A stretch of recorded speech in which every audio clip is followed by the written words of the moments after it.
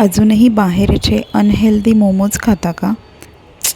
तर आजपासून बंद करा, कारण मी तुमच्यासाठी घेऊन आलेले आहे मस्त झटपट तयार होणारे पनीर मोमोज. त्यामध्ये चटपटीत पनीरचं स्टफिंग, झणझणीत लाल चटणी आणि सॉफ्ट मोमोज. एकूणच तोंडाला पाणी सुटलं ना. तर आजची पनीर मोमोजची रेसिपी अगदी सुरुवातीपासून शेवटपर्यंत नक्की पहा.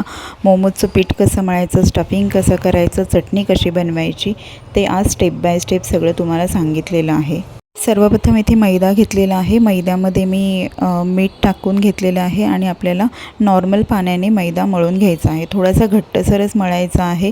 त्याच्यानंतर आपल्याला त्याच्यावर थोडंसं तेल टाकून झाकून आपल्याला साईडला ठेवून द्यायचं आहे. तोपर्यंत बाकीचं सगळं आपण बनवून घेणार आहोत, चटणी आणि स्टफिंग. त्यासाठी इथे 3 टोमॅटो घेतलेले आहेत, तर त्यांना अशा पद्धतीने कट करून घ्यायचं आहे आणि आपल्याला ते उकळवून घ्यायचे आहेत गरम पाण्यामध्ये, जोपर्यंत टोमॅटोची साल निघत नाही. तर त्याच्यासोबत मी 15-20 लसणाच्या पाकळ्या टाकलेल्या आहेत आणि 4 काश्मीरी लाल तिखट मिरच्या टाकलेल्या आहेत. टोमॅटो थंड झाल्यानंतर मिक्सरमधून काढून घ्यायचे आहे. त्याच्यामध्ये 1 चमचा व्हिनेगर आणि थोडंसं मीठ टाकून घेतलेलं आहे. मिक्सरला बारीक करून घ्यायचं आणि आपली चटणी तयार होते. या चटणीला कोणत्याही प्रकारच्या फोडणीची आवश्यकता नसते. मोमोजच्या स्टफिंगसाठी काही भाज्या घेतलेल्या आहेत, जसं की शिमला मिरची, गाजर, कोबी.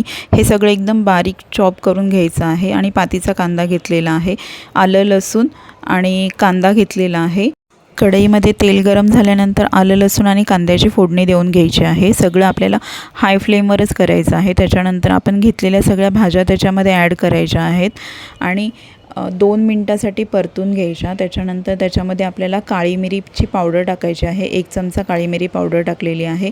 थोडासा पातीचा कांदा घेतलेला आहे. मगाशी पनीर सांगायचं राहिलं, तर इथे 200 ग्रॅम पनीर घेतलेलं आहे. ते बारीक खिसून घेतलेलं आहे आणि ते सुद्धा आपण त्याच्यामध्ये ॲड करून घ्यायचं आहे. आत्ताच मी इथे मीठ टाकत नाही आहे, कारण की मीठ टाकल्यानंतर भाजीला पाणी सुटेल. त्याच्यामुळे पहिल्यांदा मी इथे सॉसेस टाकून घेते. इथे शेजवान सॉस टाकलेला आहे आणि 2 चमचे सोया सॉस टाकलेला आहे. त्याच्यानंतर मी याच्यामध्ये मीठ टाकून घेतलेलं आहे आणि आपल्या मोमोजच्या स्टफिंगची भाजी तयार झालेली आहे.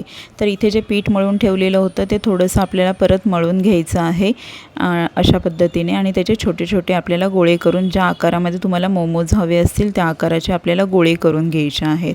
तर ते मी असेच लाटलेले आहेत, कारण की कणिक थोडीशी घट्ट होती, त्याच्यामुळे त्याला कोणत्याही प्रकारचं पीठ किंवा तेल लावलेलं नाही. जर तुम्हाला आवश्यकता वाटत असेल तर तुम्ही थोडंसं मैदा किंवा मग थोडंसं तेलावर सुद्धा लाटू शकता आणि चपातीपेक्षा थोडंसं पातळसर आपल्याला हे लाटून घ्यायचं आहे. मोमोज हे थोडे छोट्या आकाराचेच असतात, तर त्यामुळे मग मी छोटेच बनवलेले आहेत.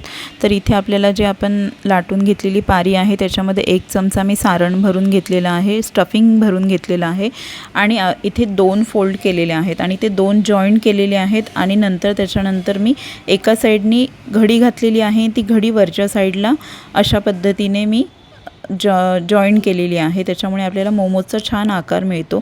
1 साईड मोमोजचा आकार केलेला आहे. तुम्ही तुमच्या सोयीनुसार किंवा तुमची क्रिएटिव्हिटी किती आहे त्यानुसार तुम्ही मोमोजला आकार देऊ शकता. कोणत्याही आकारामध्ये केले तरी चालतात, असं काही नाही आहे. ते आपण खाणारच आहोत. तुम्ही तुमच्या सोयीनुसार किंवा तुम्हाला कोणत्या आकारामध्ये मोमोज आवडतात त्यानुसार तुम्ही मोमोजला आकार देऊ शकता. त्यानंतर आपल्याला हे मोमोज स्टीम करून घ्यायचे आहेत. तर त्यासाठी मी इथे स्टीमरला खाली तेल लावलेलं आहे, खाली पाणी आहे, त्याच्यावरती मोमोज ठेवलेले आहेत आणि आपल्याला 12 ते 15 मिनिटांसाठी हे मोमोज स्टीम करून घ्यायचे आहेत. बघितल्याबरोबर खावेसे वाटत आहेत की नाही, तर मग हा व्हिडिओ सेव्ह करा आणि तुम्हीसुद्धा घरच्या घरी नक्की ट्राय करून बघा.